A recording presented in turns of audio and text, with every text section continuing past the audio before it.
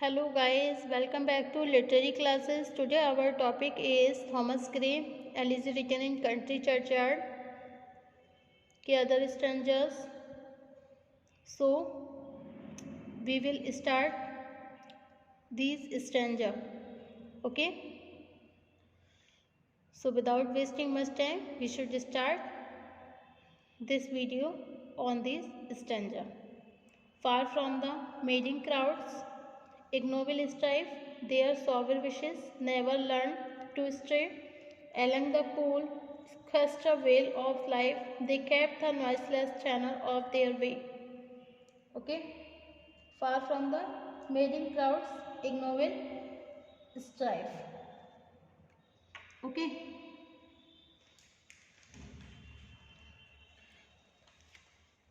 जो dead ancestor थे उन्होंने स्वयं को सत्ता और धन के उस तुच्छ और भौतिकवादी संघर्षों से दूर रखा।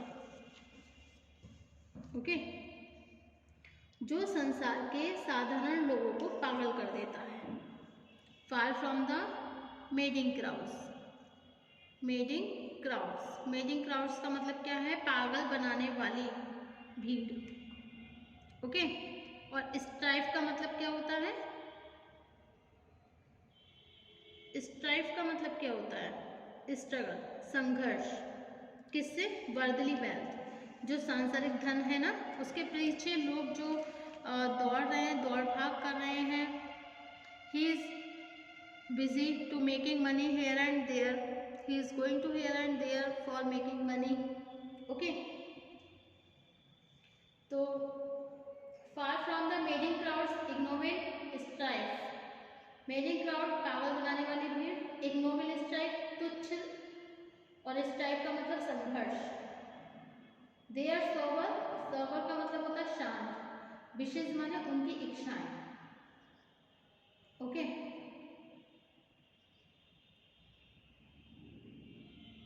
स्क्वेस्टर का मतलब होता है लॉन्ली, अकेले, और बेल का मतलब क्या होता है? घाटी।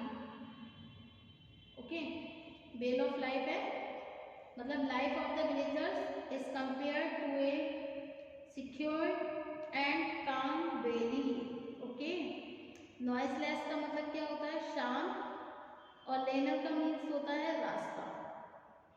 ओके, क्या होता है? रास्ता। तो far from the madding crowds, ignoble strife, उन्होंने स्वयं को सत्ता और धन के उस तुच्छ और भौतिकवादी संघर्ष से दूर रखा। स्वयं को सत्ता और धन के उस तुच्छ और भौतिकवादी संघर्षों से दूर रखा, मतलब पागल बनाने वाली जो भीड़ होती है, जो लोग क्या करते हैं? धन के पीछे दौड़ भाग कर रहे हैं, पागल हो रहे हैं धन कमाने के पीछे। ठीक है, लेकिन इन लोगों ने अपने आप को दूर रखा।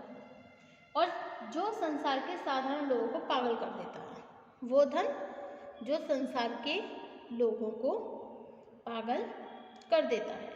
Okay, their sober wishes never learn to stray, उन्होंने अपनी इच्छाओं को कभी भी भटकने नहीं दिया, मतलब उन्होंने अपनी इच्छाओं को हमेशा शांत रखा था। ओके, हमेशा अपनी इच्छाओं को उन्होंने शांत रखा, मतलब उनकी इच्छाओं ने स्वयं को अच्छी और गुणकारी सीमाओं में सीमित रखा। उन्होंने गांव के along the cool sequester vale of life they kept the noiseless lane of their way, और क्या करा इन्होंने? गांव के शांत एकांत में अपने शांतिपूर्ण जीवन में आनंद लिया, मतलब गांव का जो शांत एकांत था, गांव का जो शांत एकांत था, उसमें अपने शांतिपूर्ण जीवन में आनंद ले लिया। इट्स मीन दैट इनके पास जितना था उतना उनके लिए पर्याप्त था। उन्होंने वो कभी ज़्यादा के पीछे नहीं भागे, और ना ही इन्होंने ज़्यादा पाने की चाहत में अपने जीवन को व्यस्त रखा। उनके पास जितना था वो उतने में ही खुश रहे थे। Okay, it's mean that they kept themselves away from the means and sordid struggle for power and pelf, which madness the ordinary people of the world. Their desires were kept confined within sober and virtuous limits. They continuously enjoyed a peaceful course of life in the quiet seclusion of their village. Okay, उन्होंने स्वयं को धन के तुच्छ और भौतिकवादी संघर्ष से दूर रखा जो संसार के साधारण लोगों को पागल कर देता है। उनकी इच्छाओं ने स्वयं को अच्छी और गुणकारी सीमाओं में सीमित रखा और उन्होंने गांव के शांत एकांत में अपने शांतिपूर्ण जीवन में आनंद उठाया। ओके, अब नेक्स्ट है हमारा full many a gems of purest ray stream the dark unfathomed scape of ocean wear full many a flower is born to blush unseen and waste its sweetness on the desert air. Okay students, it's very important stanza. Okay, so listen carefully. Okay, इसे ध्यान से सुनना, बहुत important stanza है ये बच्चों, ये mostly exam में पूछा जाता है। Okay, full many a James, full many a James, James का मतलब क्या होता है, क्यों भाई?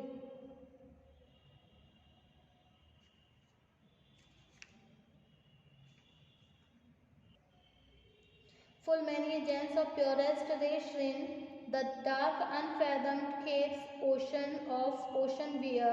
Full many flowers is born to blush unseen and waste its sweetness on the desert air.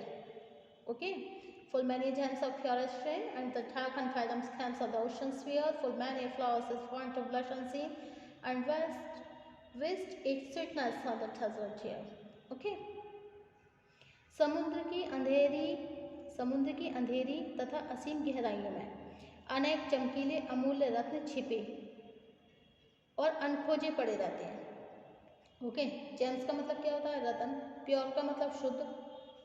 Okay, और श्रेन का मतलब क्या होता है?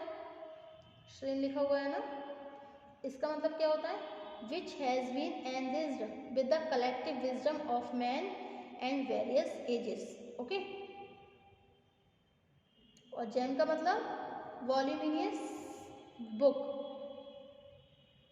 और है अनफेदम। अनफेदम का मतलब होता है कोल्ड। ओके, और ब्लश का मतलब क्या होता है? पॉवर्टी। अनसीन का मतलब क्या होता है? Suppressed, subdued. और वेस्ट का मतलब क्या होता है? वेस्ट का मतलब एंथिस, उत्साह। A common meaning of the word is 17th century.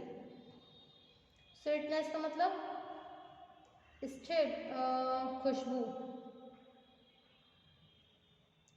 और desert air, the novel impulse of mind, there novel desire for knowledge and wisdom. Okay,